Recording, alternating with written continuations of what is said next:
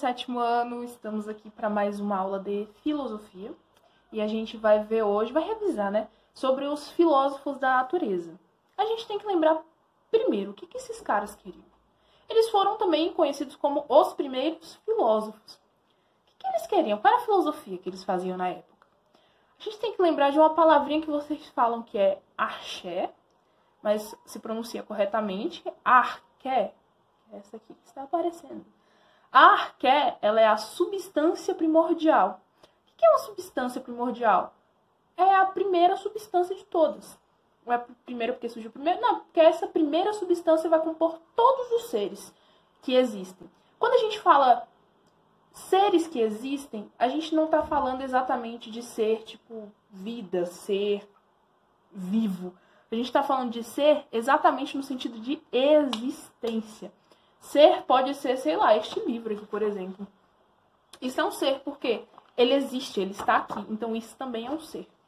Então, eles queriam descobrir qual era a substância primordial que compunha todos os seres. O primeiro filósofo foi Tales de Mileto, e ele falou pra gente que o quê? Essa substância, ela é a água. Exatamente porque ele passou por um processo de observação, e nesse processo de observação, o que ele fez? Observei tudo aqui, ó. Tô vendo água ali, tô vendo água ali, tô vendo água ali. Só que eu vejo água em vários estados diferentes dentro disso aqui que eu tô observando. Mesmo que esteja em estados diferentes, continua sendo água. Então, a água que compõe todos os seres. A água é a arqué que eu digo, que é a substância primordial. Depois de Tales, a gente tem Anaximandro de Mileto. Anaximandro, ele era discípulo de Tales, só que ele não concordou com Tales. E ele é aquele cara lá que eu falei que ele é bem esquisito, porque ele fala, ó, Tales, a água não é a substância primordial, a água não é a arqué de tudo. Só que eu também não sei dizer qual é. Então, assim, o cara já não sabe, ainda discorda do outro. E o que ele fala pra gente, então? Anaximandro fala que o princípio de tudo, né, a substância primordial, ela é indeterminada. Ela é indeterminada, ela é infinita, ela é invisível. Quanta coisa, né? Mas ele usa uma palavra básica para unir todo esse significado dele, que é apeiron. Então, o apeiron é exatamente a substância infinita, ilimitada, eterna, invisível. E ele utiliza esse apeiron para dizer que, ó, eu não sei qual é a substância, mas existe essa substância e ela tem essas características. Seguindo, então, a gente tem Tales, Anaximandro e Anaxímenes. Anaxímenes, ele observou as visões de Tales e Anaximandro e decidiu que queria uni-las. Como assim ele decidiu unificar as duas visões? Vamos pensar lá na água. A água, ela é o quê? Um dos 4 elementos, certo? Então, a água é um elemento. O apeiron, ele tem características para ser o apeiron. Ele é infinito, ilimitado, eterno, invisível. E aí, o que Anaxímenes fez? Bom, Tales diz que é um elemento, e o outro fala que não é um elemento, mas ele é infinito, ilimitado, invisível. Então, eu vou pegar aqui o fato de ser um elemento e essas características e vou dizer que é o quê? O ar. Então, Anaxímenes agora ele tenta unificar a visão de Tales.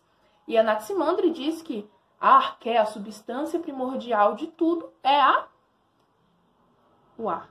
Não é o ar, tá?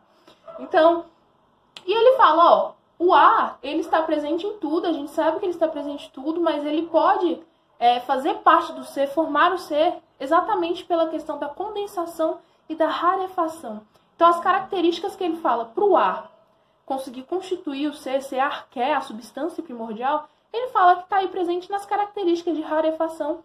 E o próximo da nossa lista foi Pitágoras. Pitágoras é o cara da matemática, gente. E quem diria, né, que o filósofo que fosse da matemática também, as pessoas não falam muito sobre isso, né, mas Pitágoras foi filósofo, primeiramente, e matemático.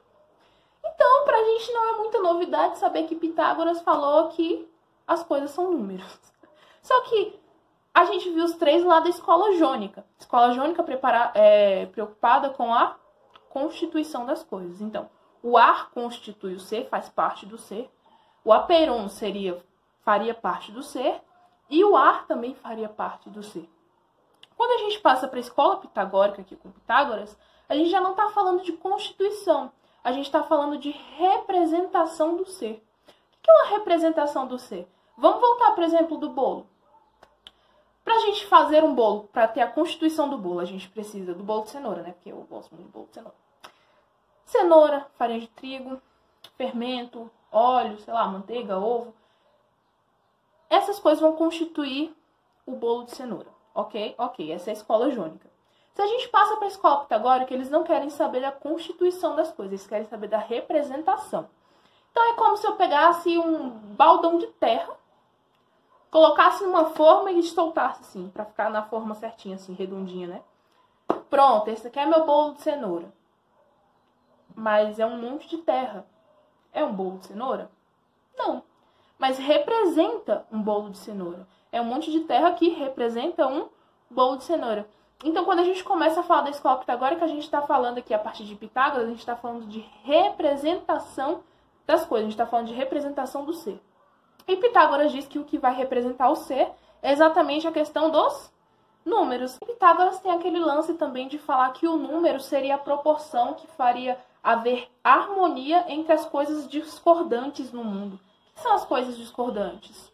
Frio, quente, amor e ódio, eu e você. Tudo que se opõe, tudo que sol e chuva, noite e dia, então tudo que está ali discordando, que é diferente, Pitágoras diz que o número seria a harmonia entre esses discordantes. E o último filósofo da natureza da nossa lista foi Heráclito. Foi o último que a gente conseguiu ver, né, gente, antes da paralisação, que ainda tem alguns mais pra frente, spoiler das aulas já. O último que a gente viu foi Heráclito. Heráclito é o cara que fala que tudo flui. Ele é o cara que fala lá que o homem não se banha 2 vezes no mesmo rio. Por que ele fala isso? Quando ele fala que o homem não se banha 2 vezes no mesmo rio, ele está falando sobre mudança. Se a gente para e pensa num rio, mentaliza o rio aí comigo.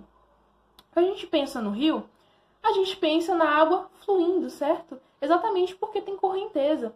E ele quer falar exatamente sobre isso quando fala que o homem não se banha 2 vezes no mesmo rio. Ele quer falar que, ó, a correnteza leva a água. Se você entrar aqui no rio agora, essa vai ser uma água. Mas se você sai e volta, já não é a mesma água. Porque a correnteza levou. As coisas mudam, tudo flui, as coisas na vida passam. E ele ainda fala que a água já tá lá, já é diferente, não é a mesma. Mas existe a possibilidade também de você já não ser a mesma pessoa. De você também ter passado por mudanças. Faz sentido, né? A gente muda o tempo todo. Então, Heráclito é o cara que fala sobre o eterno mobilismo. O eterno mobilismo é exatamente essa questão de sempre haver mudança, é eterno. O mobilismo, a mudança, ela sempre vai acontecer. E ela fala também sobre a eterna luta dos contrários. O que são os contrários? A gente viu já isso com Pitágoras. Os contrários são as coisas discordantes, né? No caso, amor e ódio, frio, quente, noite, dia, tarde. Essa luta entre os contrários é exatamente o que faria as coisas irem mudando. Porque vamos pensar comigo, se a gente está sempre feliz, a gente não vai ter essa questão de ter a mudança. Porque vai ser uma constante, vai ser uma emoção constante na gente. Então essa discordância, essa luta dos contrários é o que faz exatamente as coisas mudarem. É o que faz girar o eterno mobilismo, né?